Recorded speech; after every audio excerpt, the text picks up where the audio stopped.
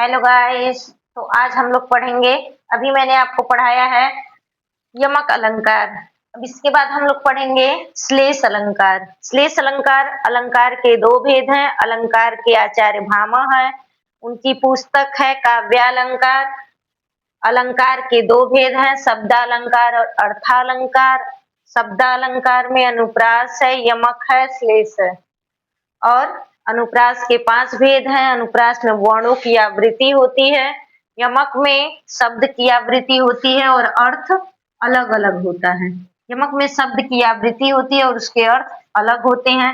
आज हम लोग पढ़ेंगे श्लेष अलंकार। श्लेष अलंकार, श्लेष का अर्थ होता है चिपका हुआ। ठीक है, अक्सर ये भी पूछ लेता है एग्जाम में कि श्लेष का अर्थ क्या है, तो आप लोग बताएंगे कि श्लेष का अर्थ है चिपका हुआ। पिछली बार भी यूपीएससी एग्जाम में उत्प्रेक्षा अलंकार, उत्प्रेक्षा का क्या अर्थ है ये पूछा था, तो इस बार हो सकता है श्लेष अलंकार, श्लेष पूछ ले कि श्लेष का क्या अर्थ होता है। तो ये चीज आप याद रखेंगे कि श्लेष का अर्थ होता है चिपका हुआ। ठीक है, श्लेष का अर्थ होता है चिपका हुआ। जो अनेकार्थी शब्द होते हैं वो श्लेष अलंकार के अकॉर्डिंग ही चलते हैं।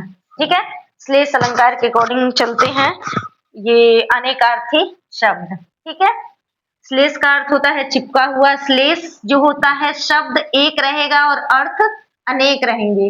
याद रखिएगा, यमक में शब्द अनेक होते हैं, अर्थ अनेक होते हैं। मतलब शब्द के कई शब्द रहेंगे और हर शब्द का अलग अलग अर्थ होगा। लेकिन श्लेष में एक ही शब्द रहता है और उससे जुड़े हुए शब्दों के अकॉर्डिंग उसके अर्थ निकलते हैं। ठीक है, आपको एक ट्रिक दे रहे हैं, उस ट्रिक के माध्यम से आपको याद रखना है शब्द एक और अर्थ अनेक। ठीक है,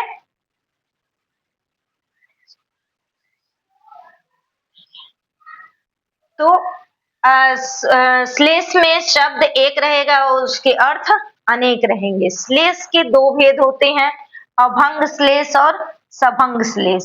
अभंग श्लेष मतलब जब शब्दों को बिना तोड़े ही हमें अर्थ मिल जाए, जब हम शब्दों को तोड़े नहीं और बिना तोड़े ही हम अर्थ प्राप्त कर लें तो वो हो जाएगा अभंग श्लेष। जब उपसर्ग लगता है तो अ का मतलब होता है नहीं। ठीक है, तो इसलिए अभंग मतलब नहीं, भंग नहीं करेंगे।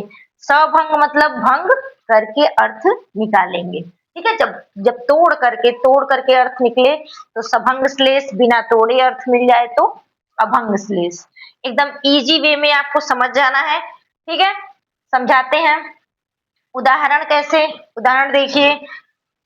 सुवर्ण को ढूंढत फिरत कवि कामी और चोर। ठीक है, सुवर्ण यहाँ एक ही शब्द है और इसमें इससे जुड़े हुए कवि, कामी और चोर।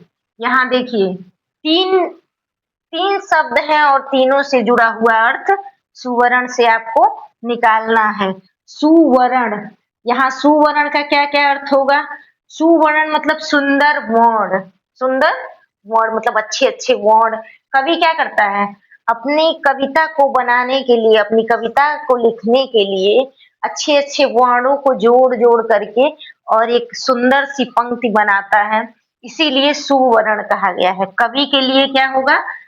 कवि के लिए इसका अर्थ होगा वर्ण। ठीक है, कवि क्या करेगा? अच्छे अच्छे शब्दों को ढूंढ करके, अच्छे अच्छे वर्णों को ढूंढ करके एक अपनी कविता का निर्माण करता है, जो हम पढ़ते हैं और उसमें रस लेते हैं, उसमें आनंद प्राप्त करते हैं। ठीक है, सुवर्ण यहाँ कामी के लिए क्या है?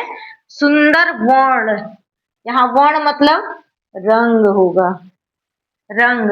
जो कामी होगा वो क्या करेगा?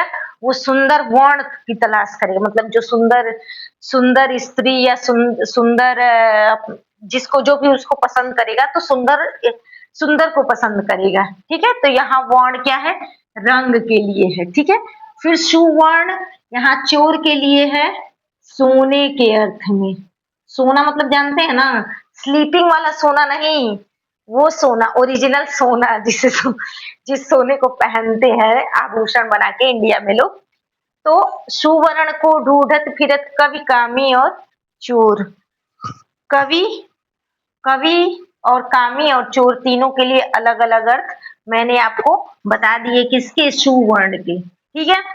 नवजीवन दो घनश्याम हमें, नवजीवन दो घनश्याम हमें, यहाँ नवजीवन दो घनश्याम हमें मतलब जो प्रकृति है, प्रकृति क्या है, प्रकृति नवजीवन मांग रही है किससे, घनश्याम से, यानी किससे, बादलों से। किससे मांग रही है, बादलों से।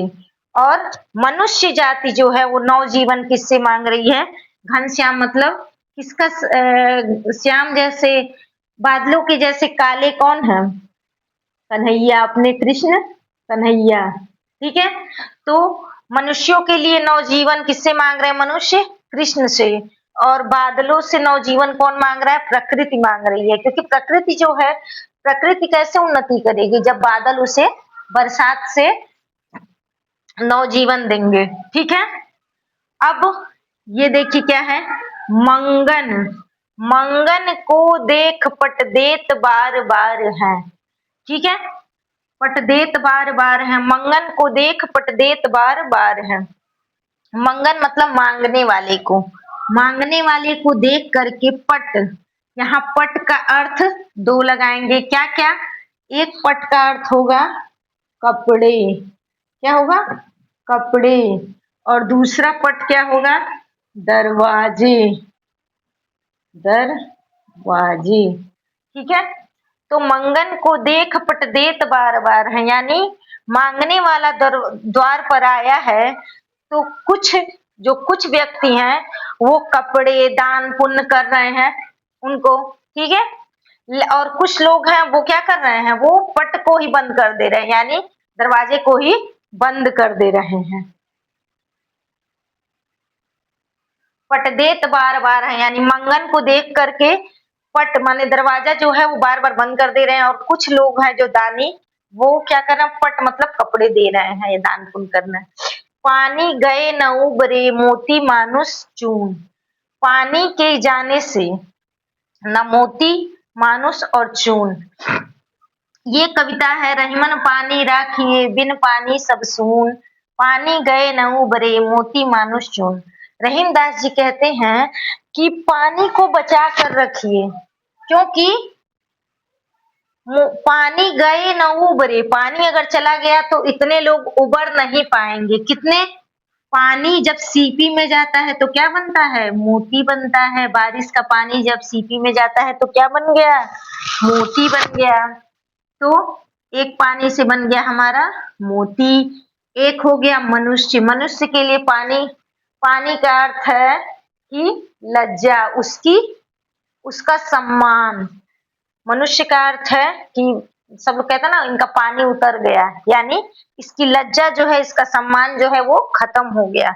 तो मनुष्य के लिए क्या है, मोती मनुष्य के लिए सम्मान के लिए है। और चून मतलब चूना, चूना भी अगर चूने में पानी नहीं डालेंगे तो वो भी किसी उपयोग